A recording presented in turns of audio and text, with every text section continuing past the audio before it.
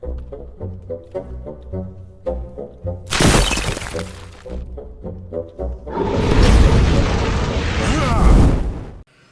everyone, it is I, Riffraff Hornhelm, and I'm back again with another presentation from the Dwarven Vault, and today we have a monster review. And today's monster we're going to talk to you about is the Barbed Devil. And once again, keeping in line with our discussion about creatures that can be turned, and are from the original monster manual as used with Dungeons & Dragons and Advanced Dungeons & Dragons, or what's commonly known today as 1E. So this is a creature that, once again, can be turned. It's a very high-level turn, so it's not easy to accomplish. The Barbed Devil is considered a lesser devil, so it falls into that category of turnable devils. And it is one that is impressive looking. I mean, it's the big fiery demon type, if you will, not demon, devil. A Barbed Devil is 7 foot tall, has a 0 armor class. In terms of when you run into them, it's usually 1 or 2, but it can be 2 to 12 or 3 to 12. I think it's 3 to 12. That's more likely on a home plane. If you were to run into them in the prime material plane, they would be very, very rare. They're very intelligent. Like I said, they stand 7 feet tall. They have a amazing ability on their home plane. They can't be surprised. They're considered to be absolutely superb as guardians.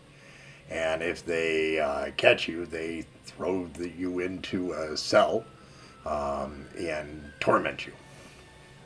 Now, they're from the 4th plane of hell, and as such, once again, they're going to be rare to run into unless you're doing an adventure that takes you across a variety of planes outside of the prime material plane, particularly, obviously, going to the 4th plane of hell.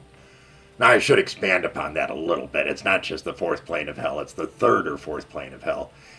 So you can run across them in either of those 2 locations.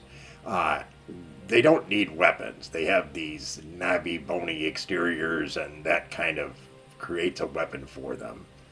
And they do relatively good damage for their size. And they actually do 2 to 8 with either hand, so 2 to 8, 2 to 8, and if they bite, it's 3 to 12. That's reasonably good for what is a 6 hit dice creature. When it comes to defense, like most devils, you need plus weapons generally to strike them. In this particular case, you also have to worry about any devil has high magic resistance. In this particular case, it's 35%.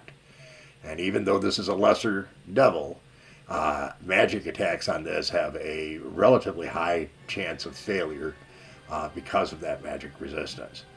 Now, the damage they do to you, in addition to doing damage, when they strike you, you have to save versus fear. Now, you do that as a wand, and if you're successful, no big deal. Otherwise, the normal effects of fear, you run away, the whole 9 yards. So it's a pretty good combination of things. And once again, because it's a lesser devil, yes, you can turn it, but it's pretty high up the chart. And the chance of your cleric being able to do this is a combination of their level and, of course, the creature they're up against. So you need a fairly high level cleric to be effective in turning lesser devils and demons. Like all devils, I shouldn't even have to say this, these are lawful evil. Same with demons. These are not nice creatures. They're lots of fun to get rid of. Unfortunately, devils, like demons, if you kill them, unless you kill them on their home plane, will dissipate back to their home plane if they're off it and reconstitute themselves there. Like a lot of devils, they also have some innate spell abilities that they're able to use, usually once per turn. And in this particular case, that includes pyrotechnics, produce flame, hold person, or they can gate in another Barbed Devil. I think they have a 25 or 30% chance of doing so. This has a fair number of tricks to go up against. And like any devil or demon, they don't stop unless they think they can convince you to join their side. In talking to the greater Hornhelm community, we asked them, of course, what they thought about the Barbed Devil. And from the Dungeon Master standpoint, even though this is a relatively low level character, it still has enough kick to it that I was getting consistent ratings of around 4. In talking to the players, it was a little bit higher than that, about a 4.5 to 5.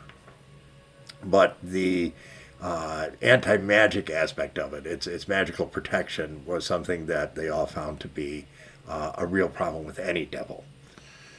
Now, as a dwarf, we don't like this much better than having to deal with the undead. In fact, I'd say we like this considerably less. It's not normal for us dwarves to go traveling to any of the planes occupied by devils or demons.